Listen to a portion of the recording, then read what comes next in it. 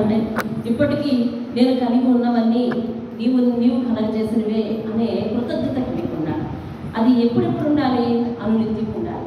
ఊపిరి తీసుకున్న ప్రతిసారి కూడా మనకు కృతజ్ఞత ఉండాలి. దేవుని స్తోత్రం కలుగుతాయి. కృతజ్ఞత లేకపోతే నీలో విశ్వాసం తగ్గిపోతుంది. విశ్వాసం తగ్గిపోతే నువ్వు అవిశ్వాసం అవుతావు. అవిశ్వాసం అయిన తర్వాత బయటకు వెళ్తాం అనమాట. కాబట్టి బయటకంటే లోపలికి వెళ్తాం. కాబట్టి ప్రతి విషయానికి కూడా కృతజ్ఞత బుద్ధి చాలా అవసరం. ప్రతి విషయానికి ఆయన కృతజ్ఞత చెల్లించింది. ఆయన కృతజ్ఞత దేవుని స్తోత్రం. ఆ రీతిగా ఆయనకు చేరువుగా ఉండడానికి ప్రయత్నించారు. ఆయన చెప్తున్నాడు, నేను అబ్రహామును జ్ఞాపకం చేసుకుని అతను ఏం చేశారో జ్ఞాపకం చేసుకోండి. ఆయన ఎడారిగా ఉన్నప్పుడు, ఆయన జీవితం ఎండిపోయిన మోడుగా ఉన్నప్పుడు, ఒక గుడ్రాలి వలె ఉన్నప్పుడు, అతని జీవితం గొట్టుపోయినదై ఉన్నప్పుడు నేను అతను పిలుచుకుని ఏం చేశాను? జనములకు తండ్రిగా, విశ్వాసులకు తండ్రిగా చేశానే. ఆయన విషయంలో ఎడారి లాంటి త్రావలను ఎట్లా చేశాను? ఆనందమయంగా చేశానని అక్కడ చెప్తా ఉన్నాడు. చూడండి, ఒంటరి అయి ఉండగా, అబ్రహాము సారా ఒంటరి అయి ఉండగా, వారి జీవితము గొడ్డుపోయినదై ఉంటుండగా, నేను 51:3 వాళ్ళ జీవితం 51:2 గొడ్డుపోయినదై ఉంటుండగా అతన్ని ఆశీర్వదించి అదిగో అతన్ని పెక్కు మంది అవునట్లుగా చేశాడట. ఆకాశ నక్షత్రాలను చూడు, లెక్క పెట్టు వాటిని అని అబ్రహాముతో దేవుడు మాట్లాడాడు. నాయనా, నేను వీటిని లెక్క పెట్టలేను అన్నాడు. నేను దీన్ని లెక్క పెట్టలేను నాయనా అన్నాడు. సరే, లెక్క పెట్టలేవు కదా, నీ జీవితంలో నీ సంతానాన్ని ఆకాశ నక్షత్రాల వలె చేస్తాను. అనగా నీవు లెక్క పెట్ట సత్యము కానటువంటి జనంగా చేస్తాను. ఆయనకి ఇచ్చిన వాగ్దానం నిలబెట్టుకోవడం కోసం దేవుడు తరతరాలు కూడా శ్రమపడ్డాడు. ఇస్సాకు విషయంలో శ్రమపడ్డాడు, యాకోబు విషయంలో శ్రమపడ్డాడు. ఏమంటే శ్రమపడ్డం అంటే అర్థం ఏంటి? యాకోబు తోవ తప్పినా తన దారిలోకి తెచ్చుకున్నాడు. ఎందుకంటే తన పితరుడైన అబ్రహాముకు వాగ్దానం చేశాడు. కాబట్టి ఆ వాగ్దానం నెరవేర్చడానికి వారసులు ఉండాలి కదా. కాబట్టి యాకోబును తన దారిలోకి తెచ్చుకొని యాకోబును దీవించాడు. అలాగే యాకోబు సంతానమైన ఇశ్రాయేలు ప్రజలందరూ కూడా తోవ తప్పిపోయారు. తర్వాత కాలంలో దావీదు తరం వచ్చే వరకు బాగానే ఉన్నారు, సొలొమోను తరం వచ్చే వరకు బాగానే ఉన్నారు. అతడు చేసిన ఘోరమైన పాపానికి బదులుగా వారందరూ కూడా బానిస రాజ్యానికి అప్పగింపబడ్డారు. ముందుగా విడిపోయారు, 2 రాజ్యాలను విడిపోయారు. విడిపోయిన తర్వాత ఒకరి మీద ఒకరు పోటీగా విగ్రహాలను నేర్చుకున్నారు, లోపలకు పోయారు. కానీ దేవుడు వాళ్ళందరినీ యెషయాగ్రంథమంతా ఎవరి కోసం? తప్పిపోయిన ఇశ్రాయేలు కోసం దేవుడు బతిమాలుతున్నాడు. దేవుని స్తోత్రం కలుగుతాడు. ఎందుకని? అబ్రహాముకి ఇచ్చిన వాగ్దానం నిలబెట్టుకోవడం కోసం, తరతరాలు ఆయన దేవుడే ఉండడం కోసం. దేవుని స్తోత్రం కలుగుతాడు. ఏ బండ నుండి చెక్కబడ్డారు జ్ఞాపకం చేసుకోవాలి. ఇది విశ్వాసులకు అతి ప్రాముఖ్యమైన వాక్యం. విశ్వాస జీవితానికి ప్రయోజనం, విశ్వాస జీవితానికి చాలా ప్రాముఖ్యమైన వాక్యం. ఏ గుంట నుండి తవ్వబడ్డావు? ఏ బండ నుండి చెక్కబడ్డావు? మన యొక్క పూర్వస్థితి ఏమిటి? ఆ స్థితిని జ్ఞాపకం చేసుకోవాలి. ఈరోజు మనకు దేవుడు ఆశీర్వదించి మెరిగివ్వచ్చు. కానీ మన పూర్వ పరిస్థితి ఏమిటి? మస్తు పట్టి ఉన్నప్పుడు మనల్ని పిలిచాడు కదా దేవుడు. రూపం లేనప్పుడు పిలిచాడు కదా. ఎలా చేశాడంటే తెలుసా? నిరాకారంగా ఉన్నట్లు చేయలేదట, నివాస స్థలం అన్నట్లు చేశాడంట. ఎక్కడుందో వాక్యం చూడండి. నివాస యోగ్యముగా చేశాడు. ఎక్కడ? 45వ అధ్యాయము 18వ వచనం చూడండి. ఆకాశములకు సృష్టి ఎత్తే యెహోవాయే దేవుడు, ఆయన భూమిని కలగజేసి దాన్ని సిద్ధపరిచి స్థిరపరిచాడు. దేవుని స్తోత్రం. ఇది దేవుడు ఆకాశములకు భూమిని ఇచ్చిన ప్రవచనం కాదు. దేవుడు మన జీవితాలతో చెప్తున్నాడు అన్నమాట. ఆకాశములో భూమిని కలగజేసిన దేవుడు ఎలా చేశాడంటే భూమిని సిద్ధపరిచాడంట, స్థిరపరిచాడంట. నిజంగా మన జీవితాలు సరిదిద్దాలి అంటే ఈ లోకంలో ఎవరికి అసాధ్యమైపోయింది. సృష్టి అయిన సులువేమో కానీ మన జీవితాలు సరిపడడానికి, సరిదిద్దడానికి అసాధ్యమైన జీవితాలు. మనమే అన్నాం, మన బ్రతుకులకు బాగురాదని చెప్పాం, మన వ్యక్తులకు మార్పు రాదని చెప్పాం. కానీ దేవుడు ఏం చేస్తున్నాడంటే దాన్ని సిద్ధపరుస్తున్నాడంటే, స్థిరపరుస్తున్నాడంట. దేవుని స్తోత్రం కలుగుతుంది. ఏం చేస్తున్నాడంటే సిద్ధపరుస్తున్నాడు, స్థిరపరుస్తున్నాడు. ఎట్లా స్థిరపరిచాడంటే తెలుసా? నిరాకారంగా ఉంది కదా ముందు, అదే నిరాకారంగా ఉంచలే, నివాస యోగ్యమైనట్టు చేశాడంటే. దేవుని స్తోత్రం కలుగుతుంది. హల్లెలూయా. నా బ్రతుకెందుకు, నా జీవితం ఎందుకు అని అనుకున్న జీవితాలు ఏమంటాడు తెలుసా? బ్రతకాలి అని ఆశ కలిగిస్తున్నాడు. దేవుని స్తోత్రం కలుగుతుంది. హల్లెలూయా. ఎలా చేస్తున్నాడంట? నివాస యోగ్యముగా. దేవుని స్తోత్రం. ఎట్లా అండి? నివాస యోగ్యముగా పరిశుద్ధాత్మను నాకు ఒక సాక్ష్యాన్ని జ్ఞాపకం చేస్తున్నాను. మీతో గత కాలంలో నేను పంచుకున్నాను ఆ సాక్ష్యాన్ని. అదేమిటనగా, ఒకనాడు నేను మరణాన్ని వెతుక్కుంటా ఉన్నాను. అవును కదా, చెప్పానా మీకు? ఈ రోజే నేను చచ్చిపోవాలి, ఈ క్షణమే నేను చచ్చిపోవాలి. ఎంతోమంది చచ్చిపోతున్నారు, ఎంతోమంది యాక్సిడెంట్లే చచ్చిపోతున్నారని నేను వింటూ ఉన్నాను కదా. నేను ఈ బాధ భరించలేను, ఈ పరిస్థితులు నేను భరించలేను. మా ఇంటిలో మార్పు రాదు, దేవుళ్ళు మారారు కానీ మా ఇంట్లో మార్పు రాలేదు. కాబట్టి నాకు ఈ జీవితం వద్దు, నేను చనిపోవాలి, ఈ క్షణమే నేను చనిపోవాలి అని చెప్పి చావును కోరుకున్నాను. నేను మరణాన్ని కోరుకున్నాను. నేను ఎలాగైనా చేయి ప్రభా, ఎలాగైనా చేయి ప్రభా. నేను ఇది దిగే లోపల, ఈ వాహనం దిగే లోపల, లారీ దిగే లోపల, లారీ ఎందుకు ఎక్కవలసి వచ్చిందో సందర్భం కూడా మీకు చెప్పాను. నేను పరీక్షకు లేట్ అయిపోతుంది, హాల్ టికెట్ మర్చిపోయాను. హడావిడిలో ఈ గొడవ హడావిడిలోనే హాల్ టికెట్ మర్చిపోయాను. హాల్ టికెట్ మర్చిపోతే మళ్ళీ సగం దూరంలో బస్ స్టాండ్కి వచ్చిన తర్వాత మళ్ళీ వేంపాడు నుంచి మళ్ళీ లోపలికి, రోడ్డు నుంచి లోపలికి వెళ్ళి మళ్ళీ హాల్ టికెట్ తెచ్చుకునేసరికి టైం అయిపోయింది. ఇక చెయ్యి ఆపితే ఇక లారీ తప్పదు, ఇక గత్యంతరం అని అదే ఎక్కి వెళ్ళిపోతున్నప్పుడు నాకు ఒక ఆలోచన వచ్చింది. ప్రభా, నా పరీక్ష వద్దు, ఏమొద్దు, నేను చనిపోవాలయ్యా, నేను చనిపోవాలి, నేను చనిపోవాలి, నేను చనిపోవాలి, దిగే లోపల నేను చనిపోవాలి అని నేను అనుకుంటున్న సందర్భం. మరణం కావాలి, కావాలయ్యా, కావాలి.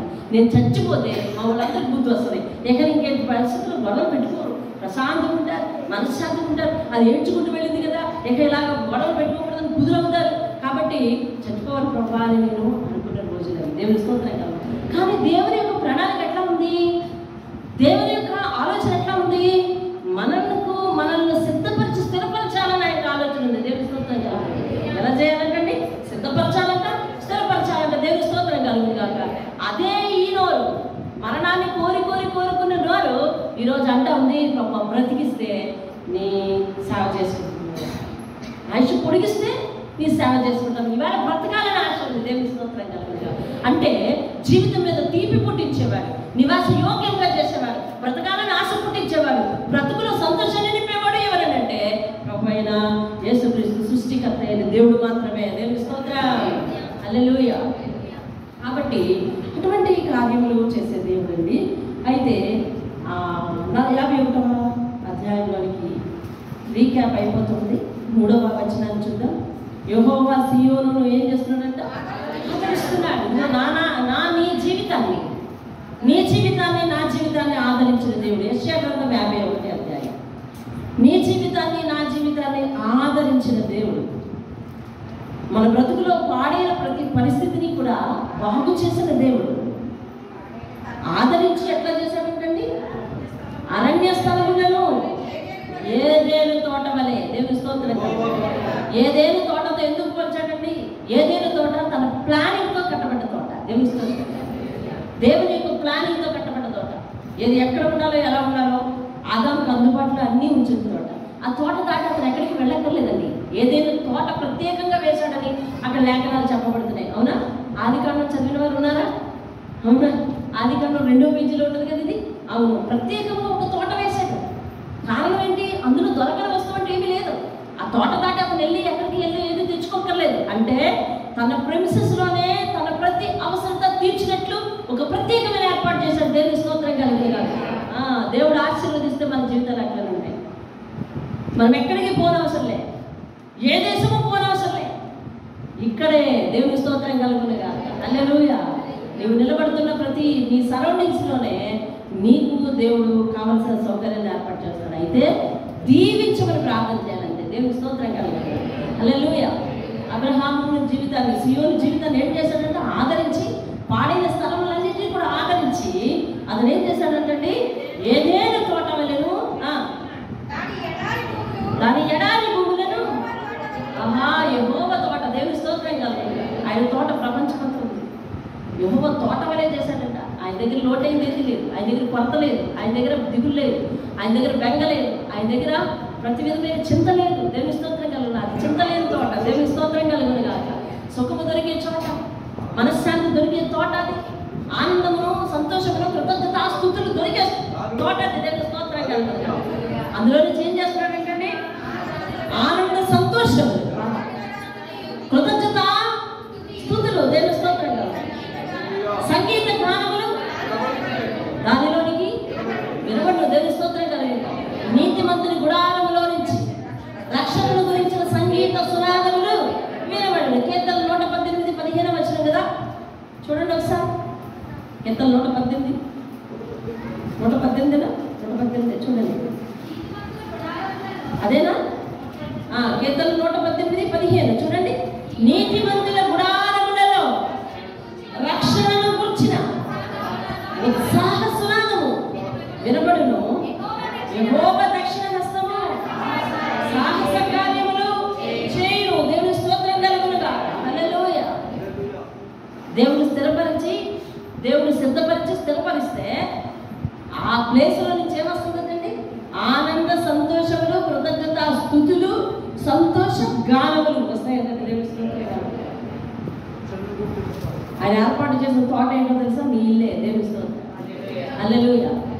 ఏ ఇల్లు అయితే నరకం అనుకున్నామో, ఏ వ్యక్తితో జీవితం నరకం అనుకుంటున్నామో, అర్థమవుతుంది.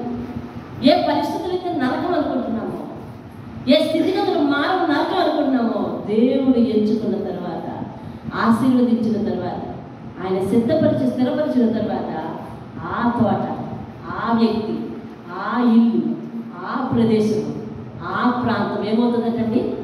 ఆనంద సంతోషములు, కృతజ్ఞత స్తుతులు, సంతోష గానములు ఉండే తోట అవుతుందండి. దేవుని స్తోత్రం కదా. హల్లెలూయా. రైట్, విందాం చూడండి. 51వ అధ్యాయము. ఇక ప్రస్తుత వర్తమానంలోకి వద్దాం. నిన్నటి జరిగిందంటే కూడా ఇప్పటి వరకు అయింది రీక్యాప్ మాత్రమే. రైట్, 6వ వచనాన్ని చదవాలి. ఆకాశం వైపు కన్నులెత్తుడి, క్రింద భూమిని చూడుడి. అంతరిక్షము పొగవలే అంతర్ధానమగును, భూమి వస్త్రము వలె పాతగిలిపోవును. అందరి నివాసములు అటువలే, అంటే ఎటువలే? అక్కడ రాసింది చూడండి కిందన. ఎలాగా? దోమల వలె. ఎవరు దోమల వలె? భూమి మీద నివాసులు. ఏమండి? భూమి మీద నివాసులు ఎలాగ? దోమల వలె ఏమవుతారు? ఏమండి? చనిపోవుదురట. చెప్పండి. నా రక్షణ నిత్యముండును, నా నీతి కొట్టివేయబడదు. నీతిని అనుసరించి వారలారా నా మాట ఆలకించండి. నా బోధన హృదయం ఉంచుకున్న జనులారా ఆలకించండి అని రాసి దాని మీద ఒక నెంబర్ పడేసాడు. అవునా? దాని మీద ఒక నెంబర్ పడేసాడా? ఆ కింద చదవండి. హృదయపూర్వకముగా. చుట్టూ తిరిగి దేవుడు ఎక్కడికి వచ్చాడండి? అనుసరించే దగ్గరికి వచ్చాడు. దేవుని స్తోత్రం కలుగుతుంది. దేవుని మాట వినడానికి చాలా మంది ఉన్నారు. దేవుని మాట చదవడానికి కూడా చాలా మంది ఉన్నారు. దేవుని మాట కంఠస్థం పెట్టడానికి చాలా మంది ఉన్నారు. దేవుని మాటను బట్టి బైబిల్ జ్ఞానాన్ని మదిలోకి ఎక్కించుకొని క్విజ్ పోటీలలో గెలుపొందిన వారు చాలా మంది ఉన్నారు. అవునా? అనుసరించు వారు లేరు. వాళ్ళ కోసం దేవుడు ఎదుగుతున్నాడు. అనుసరించే వారిలో నువ్వు ఉంటావా? ధన్యుడు దేవుడు. దేవుని జ్ఞానాన్ని బైబిల్ను నెత్తికి ఎక్కించుకొని, మతికి ఎక్కించుకొని, ఏమండి క్విజ్ కాంపిటీషన్లో గెలుపొందిన వారు ఉన్నారు. బైబిల్ను నూరి తాగి అనేక సార్లు చదివిన వారు ఉన్నారు. ఏ వాక్యం ఎక్కడుందో బైబిల్ తీయకుండా బోధ చేసే వాళ్ళు ఉన్నారు. అదేంటండి? బైబిల్ తీయకుండా చెప్తానున్నాడు అన్నవాళ్ళు ఉన్నారు. నాకుల వాక్యాలు వెతుక్కున్న వాళ్ళు ఉన్నారు. కానీ దేవుడు వీళ్ళు ఎవరి గురించి మెన్షన్ చేయట్లా. అనుసరించు వారలారా ఒక మాట వినండి. నేను ఎందుకు మిమ్మల్ని ఎంతగా బతిమాలుతున్నాను తెలుసా? ఎందుకు ఎక్కడి నుంచి వచ్చారో జ్ఞాపకం పెట్టుకోమంటున్నాను. ఎందుకో తెలుసా? ఏ పరిస్థితి నుంచి లేచి వచ్చావో జ్ఞాపకం పెట్టుకోమంటున్నాను. ఎందుకు తెలుసా? అది జ్ఞాపకం పెట్టుకోకపోతే నువ్వు పడిపోతావు. వినండి, నేను అబ్రహాం జీవితాన్ని ఎట్లా చేశానో ఒకసారి చూడండి. మీలో ఎవరైనా మర్చిపోతే నీ జీవితాన్ని కూడా అట్లా చేస్తాను, ఒకసారి నువ్వు గుర్తు తెచ్చుకో అని అంటాడు. గుర్తు లేని వారికి చెప్తున్నాడు. అబ్రహాం జీవితాన్ని ఎట్లా చేస్తాను, నీ జీవితాన్ని కూడా అట్లా చేస్తాను. సిద్ధపరుస్తాను, స్థిరపరుస్తాను, నివాస యోగ్యంగా చేస్తాను. ఆనంద సంతోషములు, అలాగే కృతజ్ఞత స్తుతి, సంతోష గానములు అందులో వచ్చేట్లా చేస్తాను. ఎడారి త్రోవలను నీటి మడుగులుగా చేస్తాను అని చెబుతూ అంటా ఉన్నాడు. ఎందుకు నేను ఇంతగా మిమ్మల్ని బతిమాలుతున్నానో తెలుసా? ఎందుకు నేను ఇంతగా మిమ్మల్ని హెచ్చరిస్తున్నానో తెలుసా? ఎందుకు ఇలాంటి మీటింగ్లో తెలుసా? ఎందుకు ఇలాంటి ప్రత్యేకమైన సమావేశాలు తెలుసా? ఎందుకు ప్రత్యేకంగా వాక్య ధ్యానాలు తెలుసా? భూమి ఆలోచించని చెప్పు. ఆకాశం వైపు కన్నులెత్తి చూడండి. మనం కూడా ఆకాశాన్ని ఇప్పుడు చూద్దాం. ఎలా ఉంటుంది? అబ్బా నిర్మలంగా, ఒక మూల ఒక చంద్రుడు, చక్కని నక్షత్రాలు, ఆకాశం నిర్మలంగా ఉంది. భూమిని చూడండి ఎట్లా ఉంది, బాగా ఉంది. అందరూ సుఖంగానే ఉన్నాం. ఇదిగో అందరూ ఇంటికి తాళాలు వేసుకుని ఇక్కడికి వచ్చాము. వచ్చారా? భద్రంగా వచ్చారా? వచ్చాము. భూమి మీద నివాసులు అందరూ చాలా బిజీగా ఉన్నారు. అవును కదా, రోడ్డు ఖాళీ లేదు. అవునా? మీరు వచ్చేటప్పుడు రోడ్డు ఖాళీ ఉందండి? లేదు. ఎవరు బిజీలో వాళ్ళు ఉన్నారు. మనుషులందరూ ఎవరు బిజీలో వాళ్ళు ఉన్నారు. అయితే దోమలు చనిపోయేటట్టు చనిపోయే స్థితి వచ్చేస్తుంది. అర్థమైందండి? దోమలు చనిపోయే స్థితి లాగా వచ్చేస్తుంది. ఆకాశం ఏమైపోతుందో చూడండి. ఈ మీరు చూసే ఈ అంతరిక్షం ఉందే, అది పొగవలే కనిపించడం మాయమైపోతుంది. అంతర్ధాన మగులు అంటే అదేంటి? మాయమైపోతుంది. పొగవలే మాయమైపోద్ది. అందరి నివాసాల భూమట వస్త్రము వలె చిక్కిపోతాడండి. భూమి అందరి నివాసాలు దోమలు చచ్చిపోయినట్టుగా చచ్చిపోతారయ్యా. అయితే నా రక్షణ ఆశ్రయించిన వారు ఉన్నారే, వాళ్ళకి నా రక్షణ కొట్టివేయబడదు. నేను ఇచ్చే రక్షణ కొట్టివేయబడదు. అందుకని బతిమాలుతున్నాను, నా బోధను హృదయం ఉంచుకొని జల్లారా ఆలకించండి. ఆలకించండి రా, నా బోధన హృదయం ఉంచుకొని ఇదిగో ఈ మాటలు ఆలకించండి. రాకడ త్వరగా ఉంది. అందంగా ఉన్న ఆకాశం ఏమండి పొగవలే అంతర్ధానం అయిపోద్ది. ఏమండి మోస్ట్ బిజీ లైఫ్లో ఇవిడిపోయిన ఈ భూమి, దాని జనులు దోమలు చనిపోయినట్టుగా చనిపోతారు. అయితే నా రక్షణ కొట్టివేయబడదు అనగా నన్ను ఆశ్రయించిన ప్రజలను నేను చెప్పాలి. నన్ను ఆశ్రయించిన ప్రజలను నేను కొట్టివేయను, విడిచిపెట్టను. కాబట్టి నా వాక్యాన్ని మీ హృదయం ఉంచుకొని అనుసరించండి. మనుష్యులు పెట్టే నింద చూసి ఒకవేళ వెనక్కి వెళ్ళిపోతారేమో, ఆ మనుష్యులు పెట్టే నిందకు, వారి దోషణ మాటలకు దిగులు పడకండి. దేవుని స్తోత్రం. దేవుని నమ్మిన కారణంగా కుటుంబం అంతా విడిచిపెట్టాలని బాధపడుతున్నావా? స్నేహితులు ఆదరించాలని బాధపడుతున్నావా? అయ్యో వంశస్థులు రానివ్వాలని బాధపడుతున్నావా? చుట్టుప్రక్కల వాళ్ళందరిలో నేను ఒక్కడే అయిపోయానండి, మా ఒక్క ఫ్యామిలీ అయిపోయిందండి అని అంటా ఉన్నావా? కులంలో ఒక్కదాన్ని అయిపోయినంటున్నావా? సందులో ఒక్కదాన్ని అయిపోయినంటున్నావా? ప్రాంతంలో ఒక్కదాన్ని అయిపోయినట్టు ఎలా? ఏ నిందకు భయపడుతున్నావో, ఏ దోషణ మాటలకు భయపడుతున్నావో దయచేసి రానున్న కాలంలో వీరి నిందకు భయపడి, వీరి దోషణ మాటలకు భయపడి నువ్వు దేవుని గారిని విడిచిపెట్టినట్లయితే పనిచేసే చోట వంటలు కావచ్చు, అదవుతుంది. పనిచేసే చోట నువ్వు ఒక్కడవే దేవుని అంగీకరించడం కావచ్చు. నువ్వు వెళ్ళే ప్రాంతంలో దేవుడు, నువ్వు ప్రయాణం చేసే బయట నువ్వు ఒక్కడవే దేవుని అంగీకరించడం కావచ్చు. అయినా నీ దేవుని నీతిని మర్చిపోకుండా ప్రవర్తించాలి. ఎక్కడ పడితే అక్కడ దేవుని మర్చిపోకూడదు, దేవుని విడిచిపెట్టకూడదు. దేవుడు ఏమంటున్నాడంటే, నువ్వు వాళ్ళు పెట్టేందుకు, వీళ్ళు మాట్లాడే దోషుల మాటకు నువ్వు భయపడి దేవుడు విడిచిపెడతావు అనుకుంటున్నావేమో. కానీ ఇదిగో రానున్న కాలంలో నువ్వు ఇప్పుడు ఏదైతే అందంగా ఉంది, ఏదైతే నిర్మలంగా ఉంది, ఏదైతే బిజీగా ఉందండి అని అంటా ఉన్నావో, అభివృద్ధి రాకెట్ లాగా వెళ్ళిపోతుంది అని అంటా ఉన్నావో, రానున్న రోజుల్లో ఈ ప్రజలందరూ కూడా దోమల వల్ల చచ్చిపోతారయ్యా. అయ్యా అయ్యా వినండి, అయ్యా అయ్యా వినండి, అయ్యా వినండి. దేవుని వాక్యాన్ని హృదయం అందు పెట్టుకుని అనుసరించండి అయ్యా. అబ్రహాము నా మాటను అనుసరించినందుకు ఆయన నేను విడిచిపెట్టలేదయ్యా. ఏ వ్యక్తి నా మాటను అంగీకరించి అనుసరిస్తే ఆ వ్యక్తి జీవితాన్ని ఏదేను తోట వలె చేస్తానయ్యా. దేవుని స్తోత్రం చెప్పండి. ఏ వ్యక్తి అయితే నన్ను ఆశ్రయించి నా మాటను అనుసరిస్తాడో అతని జీవితాన్ని నేను ఏదేను తోట వలె చేస్తానయ్యా. ఇప్పుడు వీళ్ళందరినీ చూసి, చుట్టుపక్కల వాళ్ళని చూసి, కుటుంబ సభ్యులను చూసి, వంశస్థులను చూసి, వగైరాలను చూసి నువ్వు నీరసపడిపోవద్దయ్యా. నన్ను అనుసరించు, నన్ను వెంబడించు అంటాడు దేవుని స్తోత్రం. నన్ను వెంబడించు. ఇంకేమంటాడు? వస్త్రమును కొరికి వేయునట్లు చిమ్మట వారిని కొరికి వేయును, బొత్తిక గొర్రెబొచ్చును కొరికి వేయినట్లు వారిని కొరికి వేయును. అయితే నా నీతి నిత్యము నిలుచును, నా రక్షణ తరతరములు ఉండును. దేవుని స్తోత్రం కలుగునుగాక. హల్లెలూయా.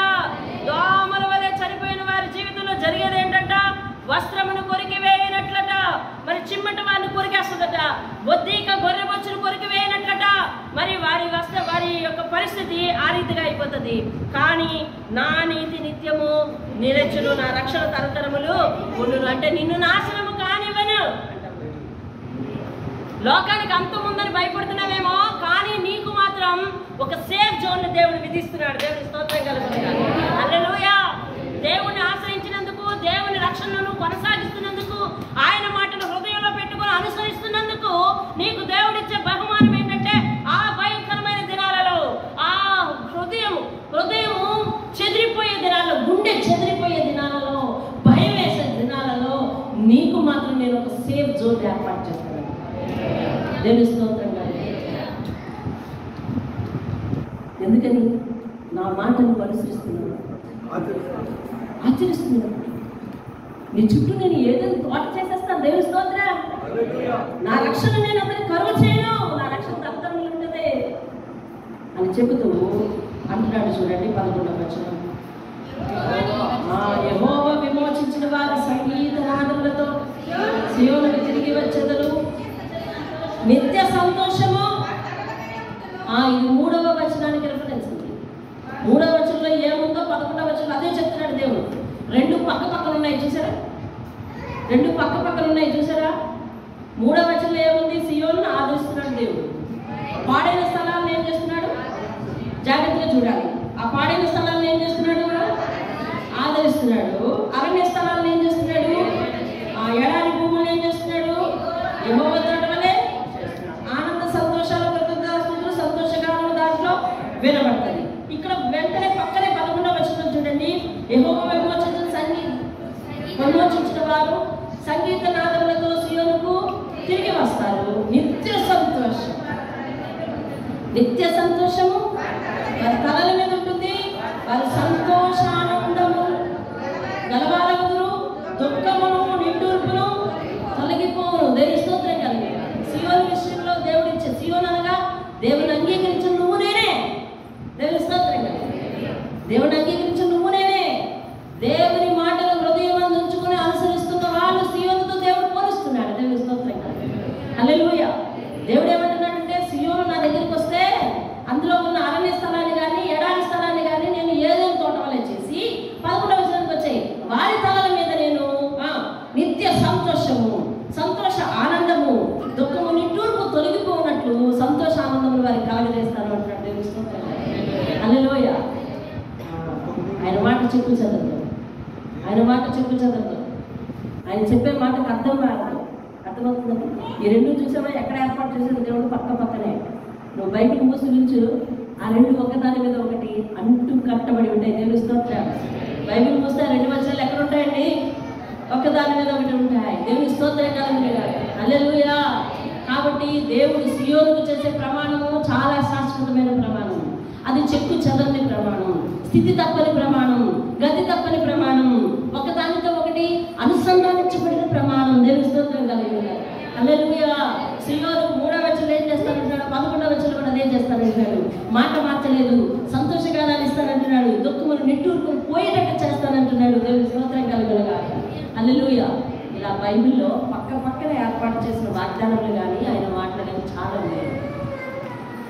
దేవుని స్తోత్రం. నువ్వు బైబిల్ మూసి ఉంచుతావు, ఎక్కడికి పారిపో, అక్కడే ఒకదాని మీద ఒక దగ్గర ఒక్కడే ఉంటాయి. దేవుని స్తోత్రం. హల్లెలూయా. రైట్, వినండి. ఇంకా అంటున్నాడు, మీరు జనుల నిందకు భయపడద్దు అని 7వ వచనంలో చెప్పాడు కదా. ఇప్పుడు సాధారణంగా భక్తులు కొనసాగించలేకపోవడానికి గల కారణం ఏంటో తెలుసా? మేము ఇతరులకు భయపడి, ఒక దగ్గర సాక్షిగా ఉండాల్సిన ప్రదేశంలో సాక్షిగా ఉండలేకపోవడానికి గల కారణం ఏంటో తెలుసా? ఇతరులకు భయపడి, చుట్టుప్రక్కల వరకు భయపడి. ఏమండి? దేవుడికి ఏదైతే సమర్పించుకున్నామో ఆ సమర్పణ విషయంలో స్టాండర్డ్గా ఉండలేకపోవడానికి గల కారణం తెలుసా? ఇతరులకు భయపడి. దేవుని స్తోత్రం కదా. మనకు ప్రాణం బాగోలేనప్పుడు, పరిస్థితి బాగోలేనప్పుడు ఏ బంధువులు రాదు. కానీ మనకు అన్నీ బాగున్నప్పుడు వాళ్ళు ఏమంటారని మనమే పారిపోతాం. ఇదేమిటి? భయం. కానీ ఒక్క విజ్ఞతతో నేను కష్టకాలంలో ఉన్నప్పుడు ఎవరు నన్ను ఆదరించారు? దేవుడు కదా. ఈరోజు అన్నీ బాగున్నప్పుడు నేను ఎక్కడికి పరిగెడుతున్నాను, ఎవరిని విడిచిపెట్టి పరిగెడుతున్నాను అనే విజ్ఞత లేక వారిని ఎందుకు భయపడి పరిగెట్టిపోకండి. వారి ఆలోచనకు భయపడకండి, వారి అభిమానానికి భయపడకండి. అర్థమవుతుందా?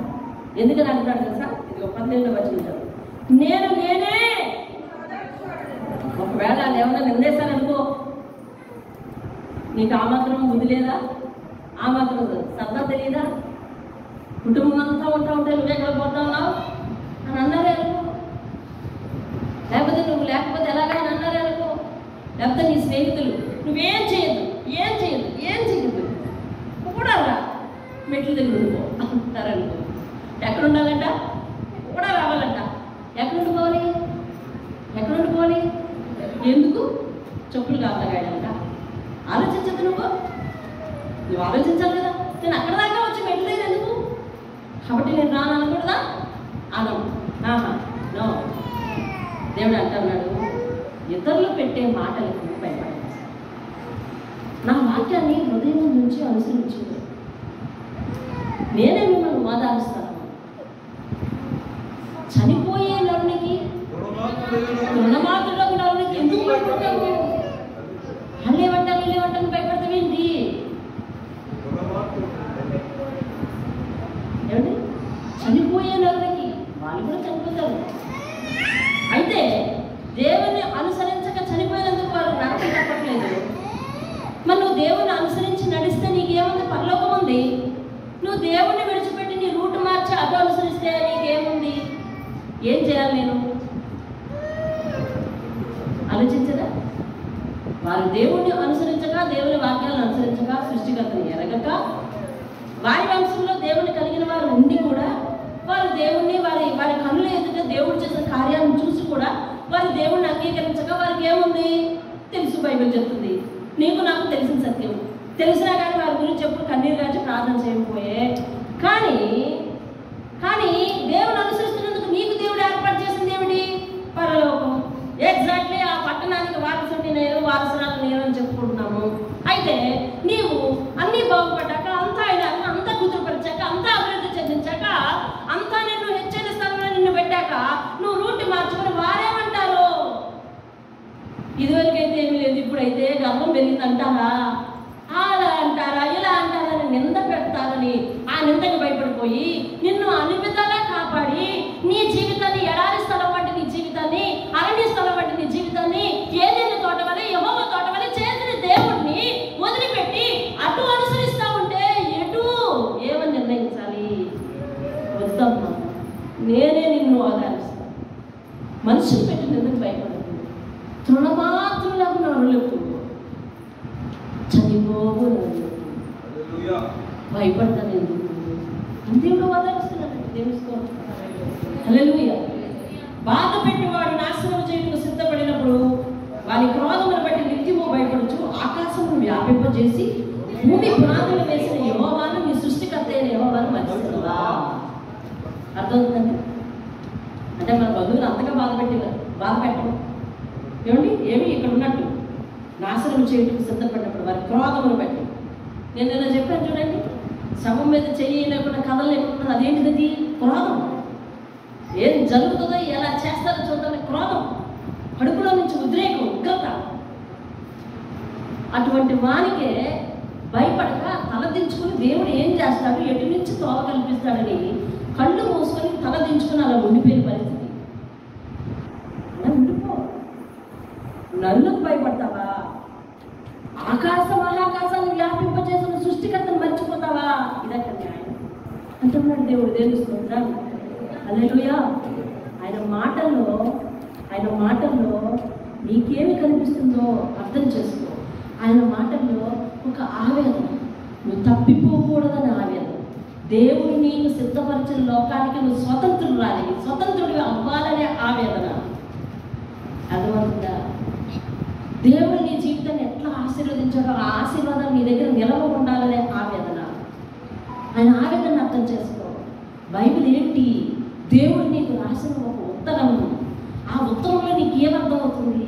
నీకు ఉత్తరం రాసిన ప్రభువు, నీకు ఉత్తరం రాసిన దేవుడు ఏమని మాట్లాడుతున్నాడు నీతో?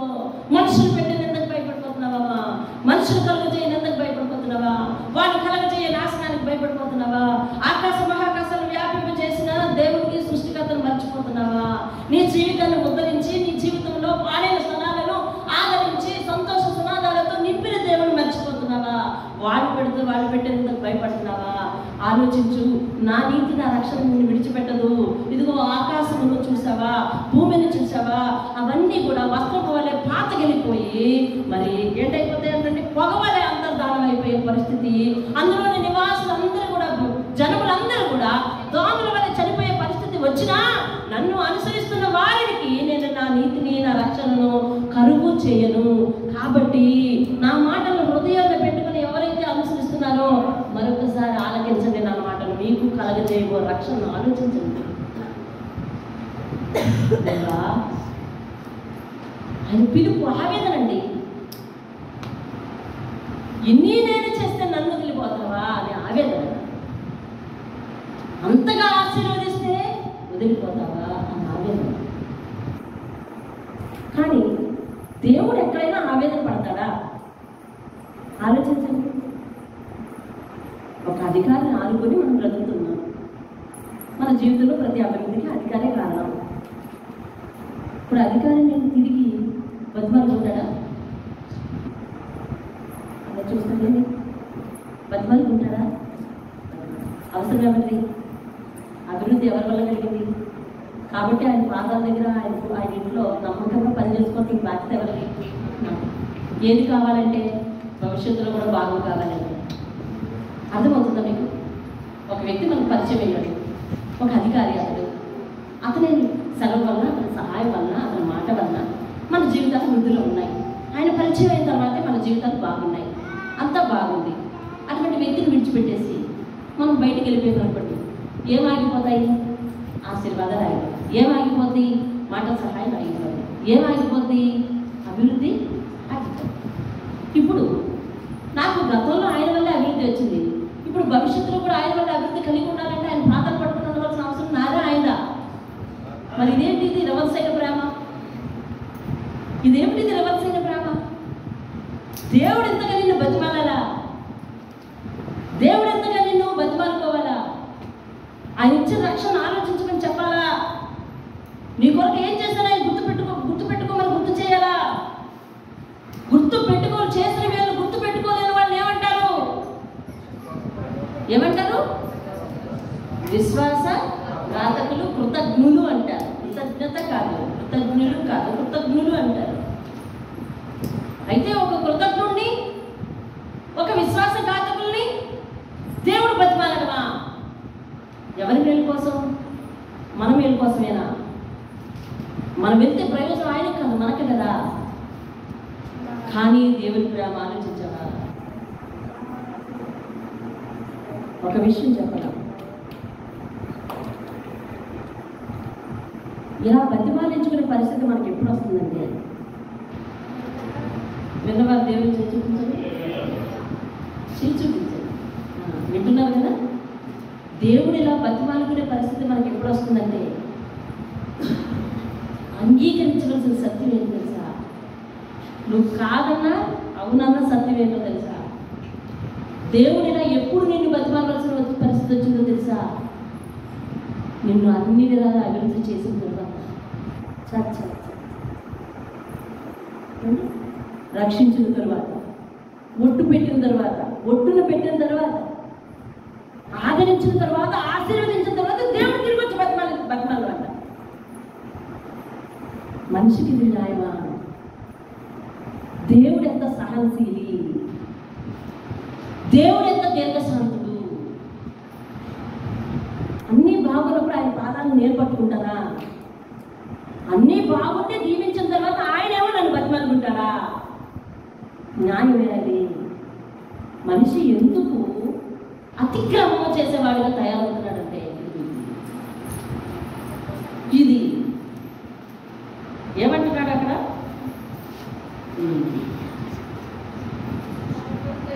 రెండవ వచనము ఆకర్లించదు.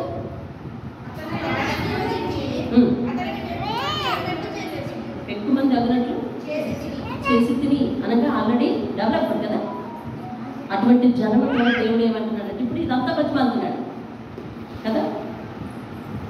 అంటే మనము ఆశీర్వదింపబడిన తర్వాత మన రూట్ మార్చుకోవడం అనేది దేవునికి బాధ కలిగించే విషయం. అర్థమవుతుందా? మరొక మాట పరిశుద్ధాత్మ జ్ఞాపకం చేస్తున్నాడు. మీరు మనము 1 నుంచి 39 అధ్యాయాల వరకు యెషయా గ్రంథం 1వ అధ్యాయం నుంచి మనం ధ్యానిస్తూ వచ్చాం. ఈ 40 దినాలు గుర్తుందా? చేయి చూపించా. Okay, right. మొదటి అధ్యాయం ఆయన చెప్పాడు ఏంటంటే, తిరుగుబాటు చేసిన ప్రజలారా అని పిలిచారు. సమ్మతించిన మాట వింటే భూమి యొక్క మంచి పదార్థాలన్నీ మీకు అనుభవింపజేస్తాను.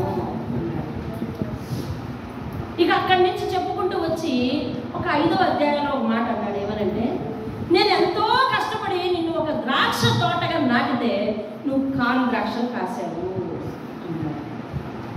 అక్కడి నుంచి మాట వెనక తప్పిపోయిన ప్రతి దేశానికి, బబులోను దేశానికి, దమస్కు పట్టణానికి, ఇంకా వగైరా వగైరా ఐగుప్తు దేశానికి, అన్నిటికీ కూడా ఒక్కొక్క ప్రాంతానికి పేరు పెట్టి పిలిచి, మీరు దేవుని నుంచి తప్పిపోయారు, మీ మార్గాలు తప్పించుకున్నారు, దేవుని ప్రజలు కూడా చెరిపారు మీలో చాలా మంది, కాబట్టి మీకు ఈ ఉగ్రతలు తప్పవు, ఈ శిక్ష తప్పదు అని ప్రకటించుకుంటూ వచ్చారు. 39వ అధ్యాయం వరకు.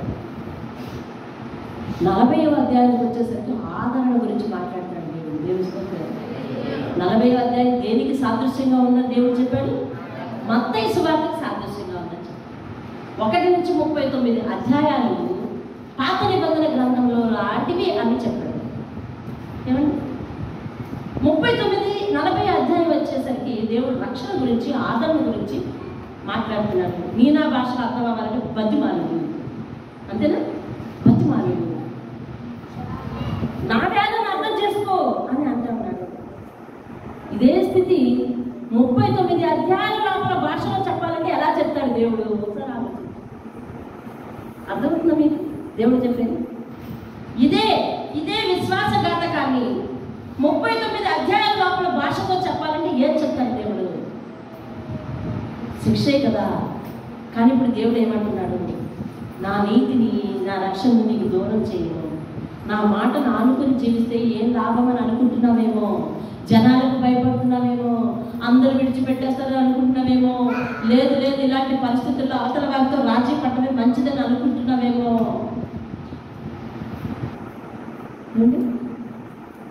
నిన్న రామే అంటుంది, ఫస్ట్ ప్రవీణ్ గారిని హత్య చేశారు కదా ఉంటుంది. ఆ సందర్భంలో ప్రవీణ్ గారు అతనికి ఉన్న అనాథల పరిచర్య, భార్య, బిడ్డలు, వీళ్ళందరినీ జ్ఞాపకం చేసుకొని వీళ్ళందరి కోసం నేను ఉండాలని చెప్పి అలా కాడు పట్టేసుకుంటే వదిలేసినేమో అంటుంది.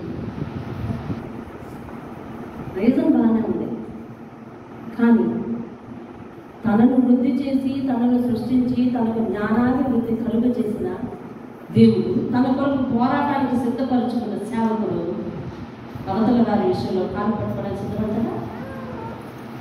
వీర మరణం పొందుతాడు దేవుడు. నేను చెప్పాను ఇదే మాట చెప్పి మరొక ఉదాహరణ. దేశాన్ని కాపాడడానికి సైనికులు వార్డర్లో ఉద్యోగం చేస్తా ఉన్నారు. వాళ్ళు అలా దివారాత్రులు అలా సేవ చేయకపోతే, అలా నిలబడకపోతే, కాపలా కాయకపోతే, కన్ను మూయకుండా దివారాత్రులు కూడా కన్ను పట్టుకొని అలా పహారా చేయకపోతే మన దేశం సురక్షితంగా, ఏ దేశమైనా, ఒకవేళ మన దేశస్తులు అవతల వాడిని పట్టుకున్నా, మన ఓటర్లోకి చొరబడితే అవతల వాడిని పట్టుకుంటారు చూసావా? అప్పుడైనా వాళ్ళ దేశస్తులు మనవాడిని పట్టుకున్నా వాళ్ళ చేతిలో వీర మరణం పొందడానికి, మీరా భారత్ మహాలను అరుస్తూ చనిపోతాడే తప్ప కాళ్ళు పట్టుకుని బతిమాలి. అది ఒక పౌరుషానికి ప్రతి. దేవుని ఆ మాట ఉంది. అలా బతిమాలి ప్రాణంతో బయటపడి చేస్తే అది మన ఆలోచన. కానీ దేవుని యొక్క దర్శనంలోనూ, దేవుని యొక్క ఆ తీయదనంతో, దేవుని యొక్క ప్రత్యక్షతతో, సత్యముతో మునిగిపోయిన వారికి, దేశభక్తి నరనరాల్లో ఇముడ్చుకున్న వారికి అలాంటివి నాకు దేవుని స్తోత్రం. హల్లెలూయా. స్టెఫన్ అందరూ రాళ్ళతో కొట్టి చంపుతారు. కదా. నిజానికి ప్రవీణ్కు నేను మొన్న ఒక పేరు పెట్టుకున్నాను, నవయుగ స్టెఫన్ అని. దేవుని స్తోత్రం.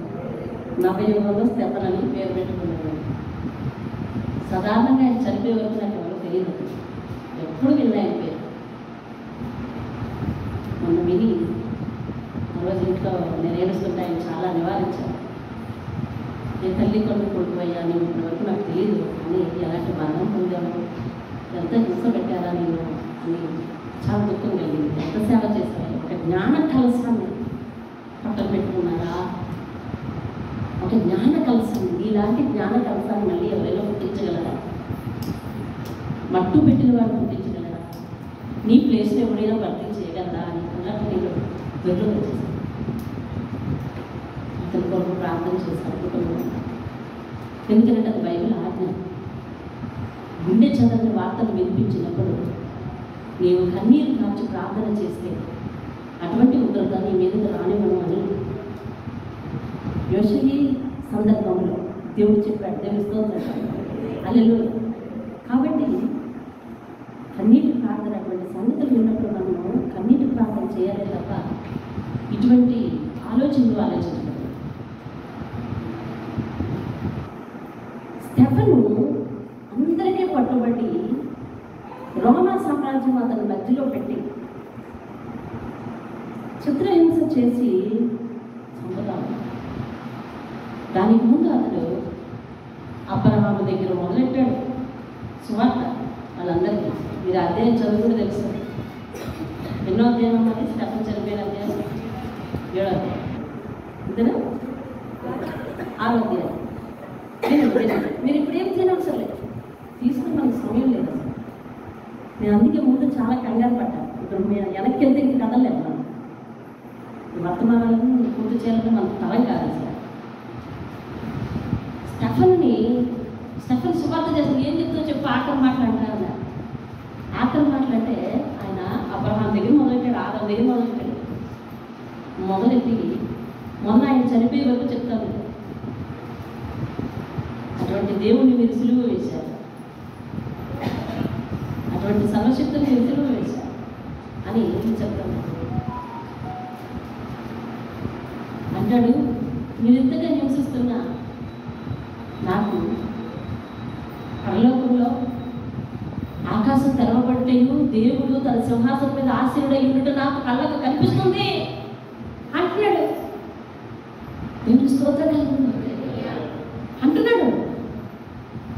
ఎందుకు సిద్ధపడ్డాడు? పౌరుషంతో చనిపోవడానికి సిద్ధపడ్డాడు. తనకు అప్పుడు దర్శనం వస్తుందంట. ఏమని? ఆకాశము తెరవబడుటయు మనుష్య కుమారుడు దేవుని కుడి పార్శ్వమున నిలుచుండుటయు నేను చూచుచున్నాను అని చెప్పాడంటే దేవుని స్తోత్రం కలుగుతుంది. హల్లెలూయా, హల్లెలూయా. తర్వాత ఏమండి, అక్కడ ఒక మాట ఉంటుందండి, అది చూపిస్తాను చూడండి. 7వ అధ్యాయము 56 వచ్చిన ఒక్కసారి చూడండి.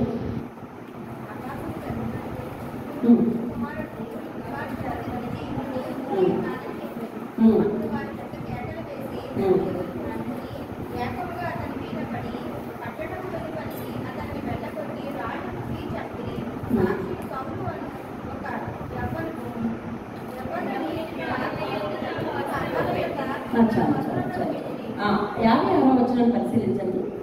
ఆకాశం తెరవబడిందంట, మనుష్య కుమారుడు దేవుడు కుడి పార్శ్వమున ఎలా ఉన్నాడండి? మనుష్య కుమారుడు అంటే ప్రభువైన యేసుక్రీస్తు. ఏం చేస్తున్నాడండి? ఏం చేస్తున్నాడు? నిల్చున్నాడట. దేవుని స్తోత్రం, హల్లెలూయా. ఏమండి, ఎవరైనా మన ఇంటికి వస్తూ ఉంటే మన కుర్చీలో ప్రాణం కలిసి కూర్చుంటామా? ఏం చేస్తాం చెప్పండి? ఏం చేస్తాం చెప్పండి? నిల్చుని త్రావుకి ఎదురెళ్తాం కదా.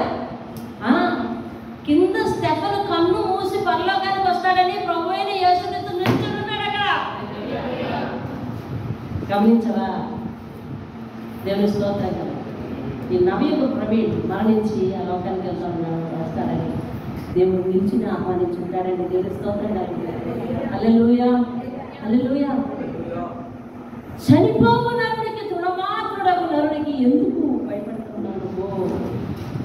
సృష్టికర్త అయిన యెహోవాను మరవటం న్యాయం కాదు అని చెబుతూ 16వ వచనం, నేను ఆకాశమును స్థాపించినట్లును భూమి పునాది వేయనట్లును నా జనము నీవే అని సీయోనుతో చెప్పినట్లును నీ నోట నా మాటలు ఉంచి నా చేతి నీడలో నిన్ను కప్పి ఉన్నాను కాబట్టి భయపడుకో అని దేవుడు ధైర్యం ఇచ్చి 52వ అధ్యాయంలో పిలుస్తున్నాడు. మళ్ళీ ఏమని తెలుసా? సియోను లే, నీ బలము ధరించుకో, పరిశుద్ధమైన పట్టణమా లేకు, సుందర వస్త్రాలు ధరించుకో. ఇక మీదట ఇది రాకడ తర్వాత జరిగే విషయం. ఇక మీదట సున్నతి పొందని వాడు ఒకడైనను అపవిత్రుడైన వాడు ఒకడైనను నీ లోపలికి రాడు. దేవుని స్తోత్రం కలుగునుగా. హల్లెలూయా. దేవుడు సెలవిస్తున్నాడు, లేకు. ఇక మీదట నీలో శిక్ష ఉండదు. ఇక మీదట నీ మీదకు అపవిత్రమైనది ఏది నీలో ఉండదు. నేను మిమ్మల్ని విమోచిస్తున్నాను అని చెప్పి కింద అంటాడు. మీరు ఊరకనే అమ్మబడ్డారా అంటే ఊరకనే శ్రమల్లోకి వెళ్ళిపోయారా? 50వ అధ్యాయం మొదట్లో అన్నాడు కదా, మీరు ఊరకనే శ్రమల్లోకి వెళ్ళిపోయారా? మీ అపవిత్రత, మీ అతిక్రమము మిమ్మల్ని శిక్షలోకి తోసింది. కానీ ఇప్పుడు నీ దేశంలో అటువంటి దేవుడు ఉండదు లే అని చెప్పి, ఇదిగో దేవుని రక్షణ దగ్గరగా ఉందని దేవుడు ఈ ఆకాశాన్ని భూమిని ముగించేస్తున్నాడని సువార్త చెయ్యులే అని చెప్పి 7వ వచనంలో చెప్తా ఉన్నాడు. ఏమని తెలుసా?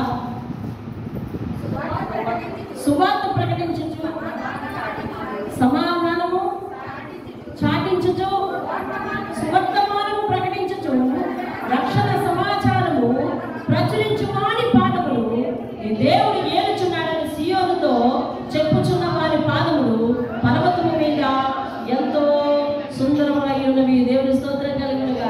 హల్లెలూయా.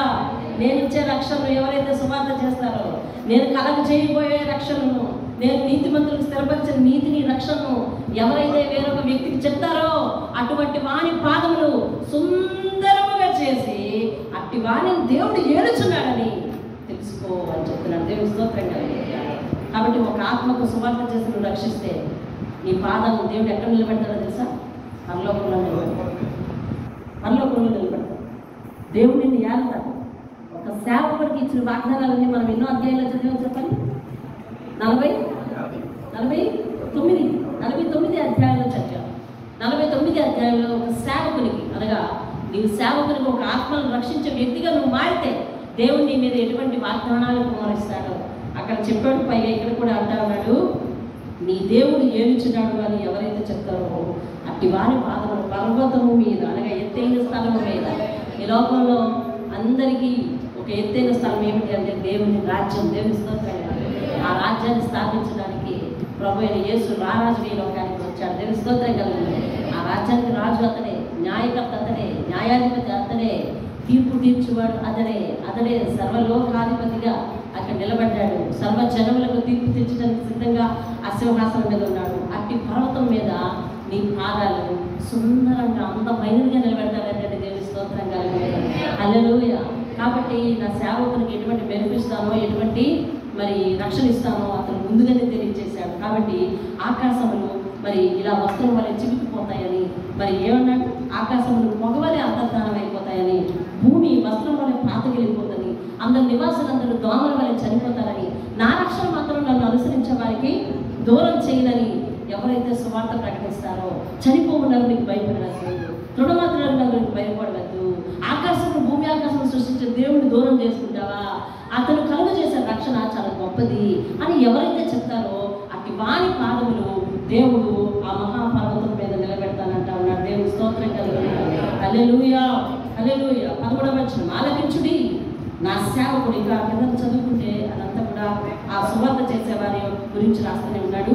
మీరు మొత్తము ఓవరాల్గా అధ్యాయం అంతా వివరించడం అవ్వదు కాబట్టి ఓవరాల్గా మీరు చదువుకుంటున్నాను. 11వ వచనం, ఆలకించుడి నా సేవకుడు వివేకంగా ప్రవర్తించును, అతడు హెచ్చరించబడి ప్రసిద్ధుడై మహాగణుడుగా ఎంచబడు. దేవుని స్తోత్రం కలుగుతుంది. ఇది ఏ సేవకుల గురించి చెప్పాడు అని అంటే 49వ అధ్యాయంలో ఏ సేవకుల గురించి చెప్పబడింది? 1 నుంచి 3 అధ్యాయాల్లో 49వ అధ్యాయము 1 నుంచి 3 వచనాలు ఏ సేవకుల గురించి చెప్పబడ్డది?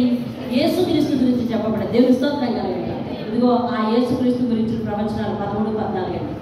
ఈ అధ్యాయంలో యేసు గురించిన ప్రవచనాలు 13-14. ఎలాగా? ఆలకించుడి నా సేవకుడు వివేకముగా, అంటే చాలా తెలివిగా ప్రవర్తిస్తారట. ఏం తెలివి చూద్దాం, అసలు ఏం తెలివి అని చూద్దాం. అతను హెచ్చింపబడి ప్రసిద్ధుడు అవుతాడట. అందరూ మాట్లాడుకునే వ్యక్తి అయిపోతాడట. మహాగణుడిగా ఎంచబడతాడట. 14వ వచనం అతని గురించి చెప్పబడింది ఏమని? నిన్ను చూచి ఏ మనిషి రూపము కంటే అతని ముఖమును, నర రూపము కంటే అతని రూపమును చాలా వికారమని చాలా మంది ఎలాగూ విస్మయం ఉందిరో, అంటే ఆశ్చర్యపడదురో. ఎంతమంది ఆశ్చర్యపడతారో. ఏమని ఆశ్చర్యపడతారటండి? అతని ముఖము వికారం అయిపోయింది. మనుషుల ముఖము వలె పోలిక లేకుండా అయిపోయింది అని ఎవరైతే ఆశ్చర్యపడతారో, అలాగే అతడు అనేక జనములను ఆశ్చర్యం పుట్టించును. దేవుని స్తోత్రం కలిగిన ఎవరతడు? అతడు ఏం చేస్తున్నాడంటే, రాజులు అతను చూసి నోరు మూసుకుందరు. తమకు తెలియజేయబడిన సంగతులను వాళ్ళు చూచెదరు, తాము వినిన దానిని గ్రహిస్తారు. దేవుని స్తోత్రం కలిగిన హల్లెలూయా. తాము వినిన దానిని గ్రహిస్తారు. ఎప్పుడు గ్రహిస్తారట? 14వ వచనం అయ్యాక. 14వ వచనం ఏమిటి? అతనిని చూచి అట. ఏమనుకుంటామంటే అతన్ని చూచి మనిషి రూపము కంటే అతని ముఖము, నర రూపము కంటే అతని రూపము చాలా వికారం అయిపోయిందని ఎవరి ముఖం చూసి అయితే మనం ఆశ్చర్యపడతామో, అతడు అందరి మీద అనేక జనములను అతడు విస్మయం అందిస్తాడంట, ఆశ్చర్యం కలిగిస్తాడట. ఏమండి? రాజులట అతన్ని చూసి నోరు మూసుకొని ఉంటారంట. తమకు తెలియజేయబడని సంగతులు వాళ్ళు చూస్తారట. అంతకు ముందు వారు వినందాన్ని గ్రహిస్తారట. యేసు క్రీస్తు మరణము తర్వాత లోకమంతా అంతకు ముందు విన్న సంగతులు నిజమే, ఇతడు నిజంగా దేవుని కుమారుడే ఒప్పుకున్నాడు. దేవుని స్తోత్రం. అది ఆ ప్రవచనం. దేవుని స్తోత్రం. ఇప్పుడు 53వ అధ్యాయం అంటారు. యేసు నీ కొరకు నా కొరకు పడిన శ్రమలన్నీ వివరిస్తాడు. చూడండి, నీ కొరకు నా కొరకు పడిన శ్రమలంతా వివరిస్తాడు. చూడండి, లేత మొక్క వలెను 53వ వచనం. 53వ వచనంలో మొదటి వచనం ఏమన్నాడంటే, మేము తెలియజేసిన సమాచారం ఎవరు నమ్మారు? మేము అనగా ఎవరు? ప్రవక్తలు. దేవుని స్తోత్రం కలుగునుగా. ప్రవక్తలు, సేవకులు భూమి మీద ఎంతో కాలంగా ప్రకటించిన సమాచారం ఎవరు నమ్మలేదంట. అందుకనే 53వ అధ్యాయము మొదటి వచనానికి పైన ఏమనుందంటే, తాము వినిన దానిని గ్రహిస్తారు. దేవుని స్తోత్రం. ఎప్పుడు వినిన సమాచారం ఎవరు నమ్మలేదు. ఎప్పుడు గ్రహిస్తారు తెలుసా? ఇదిగో ఈ అధ్యాయం అంతా ప్రభువు మన కొరకు శిలువలో శిక్ష అనుభవించిన తర్వాత, అవును మనము విన్నది సత్యమే, మనం ఒక దైవ కుమారుని మనం ఏం చేసామంటే తృణీకరించి చంపేశాము, ఇది తెలుసుకుంటారంటే అప్పుడు.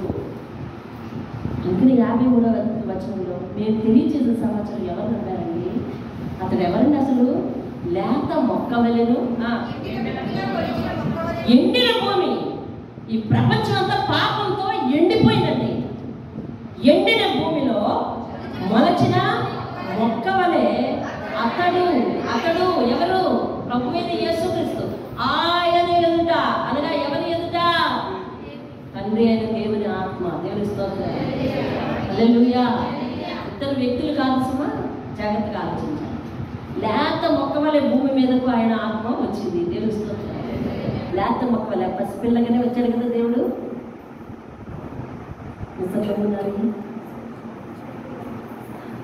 లేత మొక్క వలె వచ్చాడు కదా, పసి బిడ్డ వలె వచ్చాడు కదా.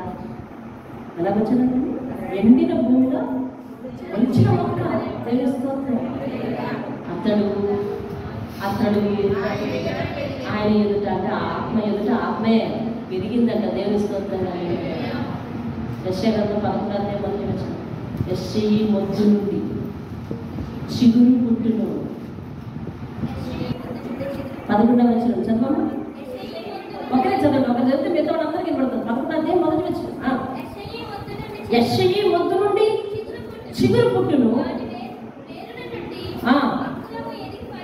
అంకురము ఎదిగి ఫలించును.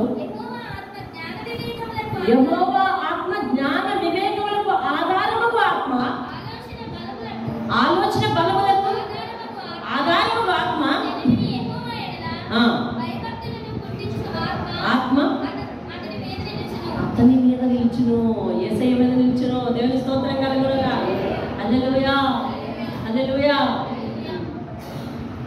చదువుకోండి. అతని ముఖం ఎట్లా అయిపోయిందంటే చూడండి 2వ వచనం. అతనికి స్వరూపమైనను సొగసైనను లేదు. 14వ వచనం, ముందు అధ్యాయం 14వ వచనంలో అతని ముఖము ఎట్లా అయిందండి? అతని ముఖం మనిషి రూపము కంటే అతని ముఖము, నర రూపము కంటే అతని రూపము చాలా వికారం అయిపోయిందంటండి. అతని ముఖం చూస్తే స్వరూపం అంటే అందమైన రూపం లేకుండా అయిపోయిందంట. మనం అతన్ని చూచి అంటే కోరుకున్నట్లుగా ఆయన యందు స్వరూపము లేదు. దేవుని స్తోత్రం కలుగునుగాక.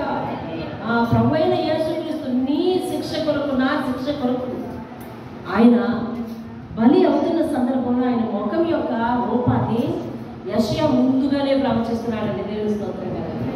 హల్లెలూయా. యేసయ్య జన్మించిన తర్వాత క్రీస్తు శకమని లెక్కబట్టబడి 1వ సంవత్సరం 2వ సంవత్సరం 33.5 సంవత్సరాల కాలంలో ఆయన సిలువలో ఎక్కి మరణించినట్లుగా చరిత్ర తెలుపుతుంది. ఈ యెషయా గ్రంథము క్రీస్తు పూర్వం 700 ఆ ఏరియాలో రాయబడింది. క్రీస్తు శకం 33.5 సంవత్సరంలో జరగబోయే ఒక విషయాన్ని క్రీస్తు పూర్వం 700 సంవత్సరంలో ఒక ప్రవక్త ద్వారా దేవుడు ముందుగానే ప్రవచించి రాబోయే కాలంలో మనుషుల పాప విమోచన కొరకు దేవుడు ఏ రూపాన్ని ధరించబోతున్నాడో, ఎలా రాబోతున్నాడో, ఎలా ఎదగబోతున్నాడో, ఎలాగ దేవుడు మనుషులందరికీ రక్షణ కల్పించబోతున్నాడో, ఎలాగ వారందరి పాప ప్రక్షాళన చేయడం కోసం సిలువనెక్కబోతున్నాడో, శ్రమను అనుభవించబోతున్నాడో, మరణించబోతున్నాడో, తిరిగి లేకపోతున్నాడో, తీర్పు ఇవ్వబోతున్నాడో, సమస్త విషయాలు కూడా దేవుడు ముందుగానే రాసించాడు. ఇది ఈనాటి వార్త కాదు, నాకు తెలియదు అనడానికి. రేపొద్దున దేవుని రాకడ వచ్చి అదిగో ఆ అంతరిక్షం అంతర్ధానమైపోయిన రోజు, భూమి వస్త్రం వల్ల చిమికిపోయిన రోజు, మానవులందరూ దోమల వల్ల చనిపోయిన రోజు, నాయనా మాకు తెలియదు అనడానికి లేదు. ఏ శరీరం తప్పించుకుని జాలడు అని ప్రకటన చెప్తుంది. కానీ దేవుని వాగ్దానము ఆయన మాటలు హృదయం ముందు ఉంచుకుని అనుసరించే వారి విషయంలో ఎట్లా ఉందంటే, నా నీతిని నా రక్షణ నీకు దూరం చేయను. అదే సందర్భంలో దేవుని స్తోత్రంగా దేవుని ఎందుకు అంగీకరించాలో తెలుసా? దేవుని ప్రార్థనలకు నిరంతరం ఎందుకు అటెండ్ అవ్వాలో తెలుసా? దేవుని పాదాల దగ్గర ఎందుకు ఉండాలో తెలుసా? ఇదిగో మనం ఆశీర్వదింపబడి, ప్రాణాలతో రక్షింపబడి, ఏదేదో కట్టుకొని, ఏదేదో తొడుగుకొని, ఏదేదో ధరించుకొని, ఏదేదో చేయించుకోవడానికి కాదు. ఆ ప్రమాదకరమైన దినములలో నీవు నేను రక్షింపబడి సపరేట్ కాబడడానికి దేవుడు అంగీకరించాలి. దేవుని స్తోత్రం. ఇప్పటి వరకు ఏ ఉద్దేశంతో దేవుని దగ్గర ఉన్నావో, ఇప్పటి వరకు ఏ ఉద్దేశంతో భక్తి చేశావో, ఇప్పటి వరకు ఏ ఉద్దేశంలో బట్టి నేను దేవుని దగ్గరికి వచ్చానని చెప్తున్నావో, ఇక మీదట అలాగ ఉండద్దు, అలాగ రావద్దు. ఎలాగ రావాలి తెలుసా? నేను ఆ ప్రమాదకరమైన పరిస్థితిలో నేను దేవుని చేత సపరేట్ కాబడాలి అనే ఉద్దేశంతో కదా దేవుని స్తోత్రం. మనుషులు ఎందుకు తప్పిపోతారు? మనుషులు ఎందుకు దేవునికి దూరం అవుతున్నారు? మనుషులు ఎందుకు దేవుని సన్నిధికి దూరంగా నివసించగలుగుతున్నారు? మనుషులు ఎందుకు దేవుడి ఆజ్ఞ విశ్రాంతి దినాన్ని క్రమం తప్పకుండా పాటించాలని ఆజ్ఞకు దూరంగా బ్రతకగలుగుతున్నారు? ఎందుకో తెలుసా? ఆ రాకల్లో ఏమవుతుందో దృష్టి పెట్టక దేవుడు చెప్తున్నారు. ఆ రాకల్లో ఏమవుతుందంటే, ఇదిగో ప్రపంచమంతా భయానకమైన పరిస్థితులు నెలకొన్నప్పుడు, మనుషులు దోమల వల్ల విలువ లేకుండా చనిపోతున్నప్పుడు, నేను నా రక్షణ మాత్రం నీకు దూరం చేయను, నీకు ఇచ్చిన మాటలు నేను నిలబెట్టుకుంటున్నాను అంటున్నాడే, అది మనకు ఆ రోజు దక్కుతుంది. ఆ ప్రమాదంలో మనం ఉండము అని తెలుసుకున్నవాడు ఎప్పుడు కూడా దేవుని సన్నిధికి దూరంగా ఉండనే ఉండలేదు. ఆయన రక్షణకు దూరంగా ఉండలేడండి. హల్లెలూయా. ఈరోజు రక్షణ అంటే దేవుడు కావాలి, దేవుని వాక్యం కావాలి, దేవుని సన్నిధి కావాలి, ఏమండి సండే స్కూల్ కావాలి, అందులో గుట్టు కావాలి, ఏమండి మన సంఘంలో చేసే దేవుని సంఘంలో చేసే ప్రతి కార్యక్రమంలో అందరి హస్తం ఉండాలి. కానీ బాప్తిసం అనేసరికి ఆవిడ దూరంగా ఉండాలి. దేనికో తెలుసా? దేవుడు ఆ ప్రమాదకరమైన పరిస్థితుల్లో ఎటువంటి రక్షణ ఇవ్వబోతున్నాడు అనే జ్ఞానం లేక, అనే జ్ఞానం ఉంటే కనుక అమ్మో దేవుని పాదాలు అందరూ దేవుని స్తోత్రం. హల్లెలూయా. నిజానికి ఒక మాట పరిశుద్ధాత్మ ప్రేరేపిస్తున్న మాట చెప్తాను. నీవు సంఘానికి వచ్చిన ప్రతిసారి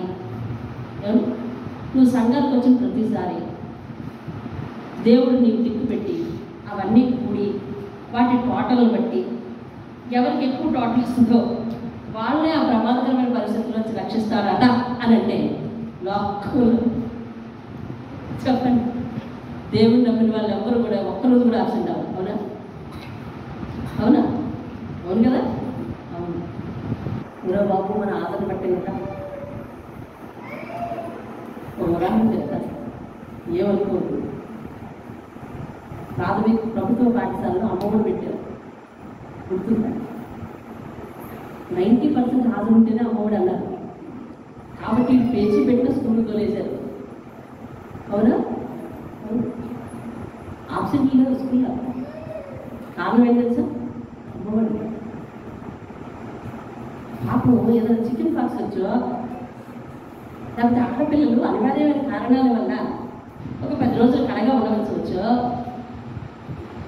ఈ రోజులు హాజరు అవుతుంది ఏమైపోతాం అని పేరెంట్స్ స్కూల్ గుమ్మం దగ్గరికి వచ్చి టీచర్ దగ్గర చదువుతారు. అయ్యారు 10 రోజులు మా పిల్లలు రావడానికి వల్ల కాలేదు. అక్కడి నుంచి అలా అమ్మమ్మ తీసుకుపోతానంటుంది గుమ్మం దాటించడానికి. అదో 15 రోజులు అయిపోయినా ఉన్నది. మరి అమ్మమ్మడు ఏమన్నా పోతారా అడిగారు. గురి ఏమిటి తెలుసా? అమ్మఒడి.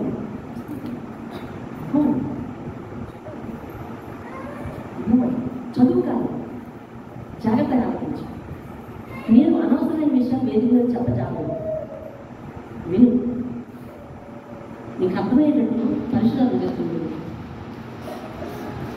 చదువు కాదు ముఖ్యం. నీకు అర్థమైందా? నా బిడ్డకు చదువు వస్తుందా లేదా రావు.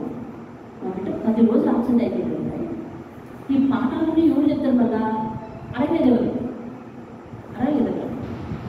ఏమండి మా పాప రాసుకున్న పాఠాలన్నీ ఎవరి చేతని నోట్స్ ఇప్పిస్తారా?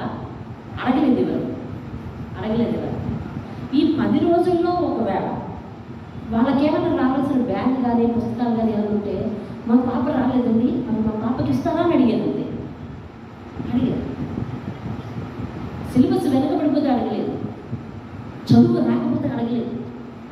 ఒక్కడే గురి. ఒకవేళ దేవుడు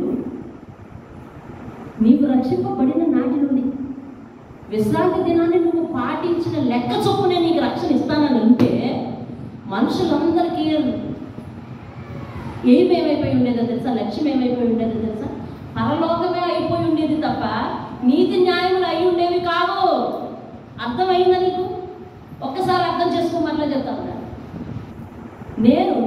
నీవు బాప్తిసం తీసుకున్న దగ్గర నుంచి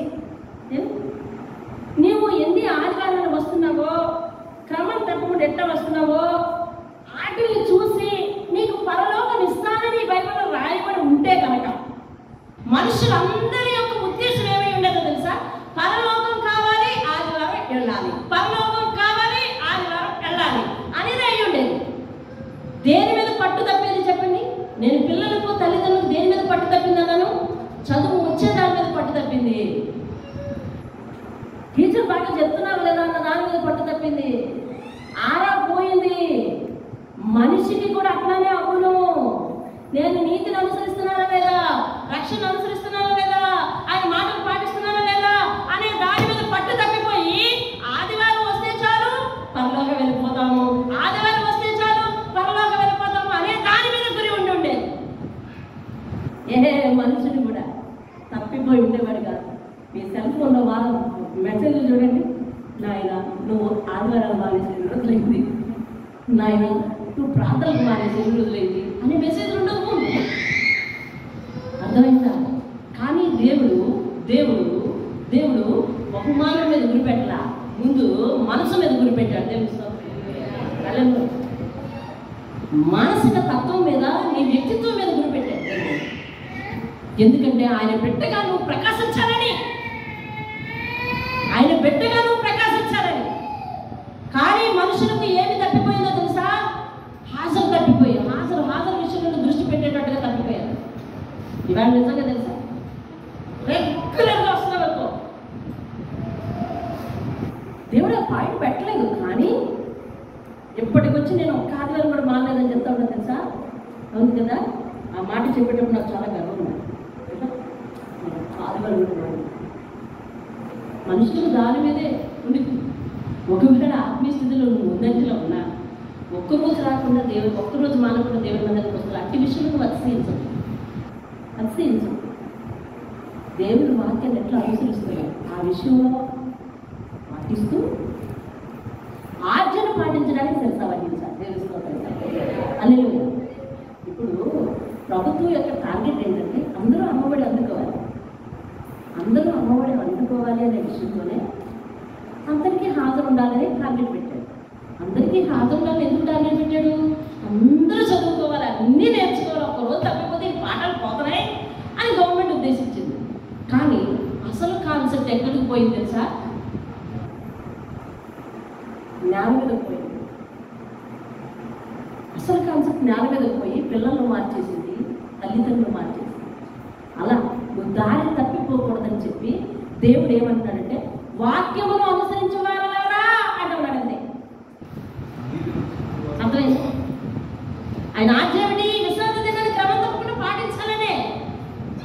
నువ్వు క్రమం తప్పకుండా వస్తే క్రమం తప్పకుండా ఆయన పాఠాలు వింటావు, ఆయన మాటలు వింటావు, ఆయన నీతిని అనుసరిస్తావు, ఆయన వాక్యాన్ని హృదయం అది పెట్టుకుంటావు. ఇది ఉంటే అది ఉంటుంది, అది ఉంటే ఇది ఉంటుంది.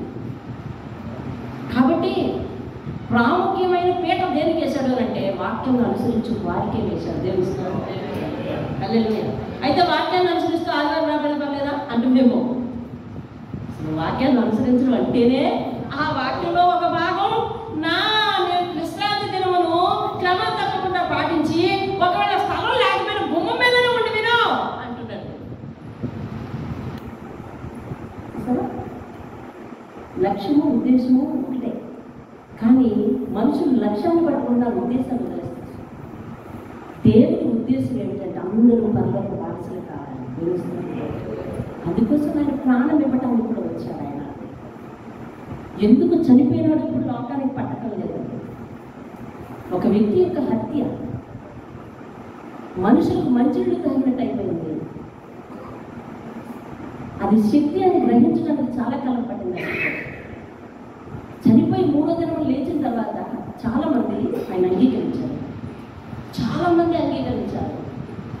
కానీ అపవాదులు అనగా అబద్ధికులు ఏం చేశారంటే ఆయన చావును కూడా ఏం చేశారంటే వేరు దారులు పట్టించారు. ఏది ఏమైనా చరిత్రలో ఎప్పుడు కూడా సత్యాన్ని ఎప్పుడు కూడా పాతి పెట్టలేడు. కాబట్టి క్రైస్తత్వాన్ని, క్రీస్తు యొక్క ఆ బోధను, దేవుని యొక్క సత్యాన్ని చంపేస్తామనుకున్నా కానీ అది అన్నిటికీ చచ్చిపోదు. చివరికి ఈ ఆకాశము భూమి గతించిపోయినా న్యాయాధిపతి ఆయన సింహాసనం మీద ఉండుండా ప్రతి నేత్రము చూస్తుంది. ఏ నేత్రాలు చూస్తారండి? ఏ నేత్రం చూస్తుంది చెప్పాలి. ఏదైతే ఆ ప్రతి నేత్రంలో నా నేత్రం కూడా ఉంది. అప్పుడు చూసి లబోదిబోం అనే కంటే ఇప్పుడే ఆయన వాక్కును అనుసరించి ఆయన పాదాలను పట్టుకుని ఉంటే సరికదమ్మా అని బతుకుతాడు దేవుడు. అంతే. దేవుని స్తోత్రం. హల్లెలూయా. మోకరించండి, ప్రార్థన చేద్దాం. రేపటికి వాక్యాన్ని వాయిదా వేద్దాం. మృత్యుం లాంటి మాట, ఈ దినం మృత్యుం లాంటి మాట. 52వ అధ్యాయం 7వ వచనం. సువార్త ప్రకటించుచు, సమాధానం చాటించుచు, సువర్తమానం ప్రకటించుచు, రక్షణ సమాచారం ప్రచురించు వారి పాదములు నీ దేవుడు ఏలుచున్నాడని సియోనుతో చెప్పుచున్న వారి పాదములు పర్వతముల మీద ఎంతో సుందరములై ఉన్నాయి.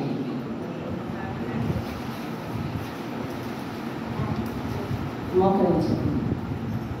ఆయన చెప్పిన మాటలు వినండి. ఆయన మాటను ఒళ్ళు గుగురుపాటు పుట్టించిన మాటలు, హృదయాన్ని కదిలించిన మాటలు. ఏం ఆశించి వస్తా ఉన్నావు?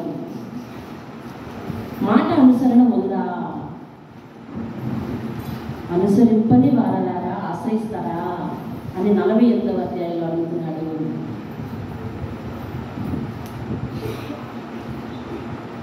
ఆఖరికి దేవుడే తన ఆత్మ నరరూపధారి ఈ లోకానికి వచ్చి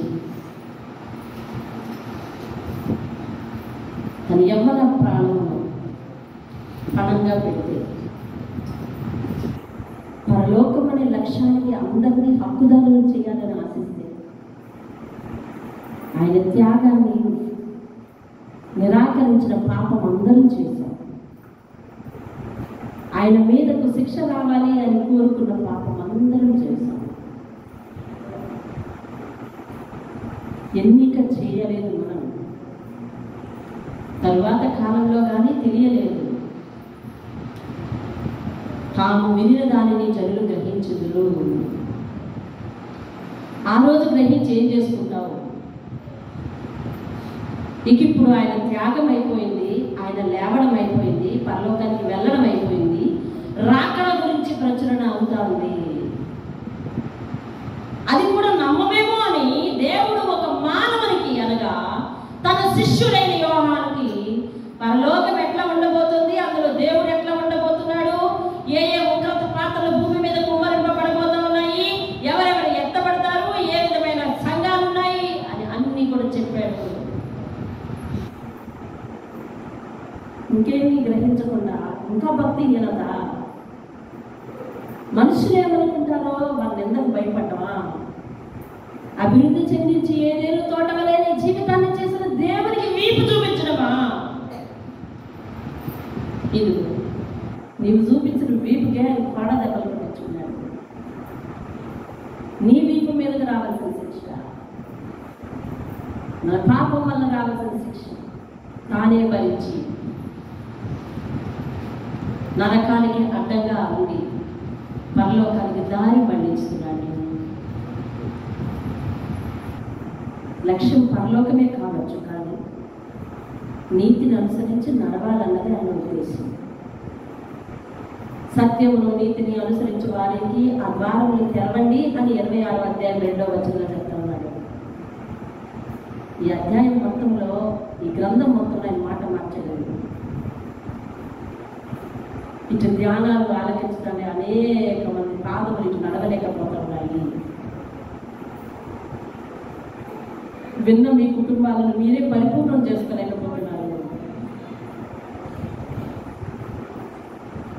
ప్రార్థన మహాగణుడు మాత్రమే పరిశుద్ధ కాలంలో మీ ఒక్కొక్క మాట మా గుండెల్లో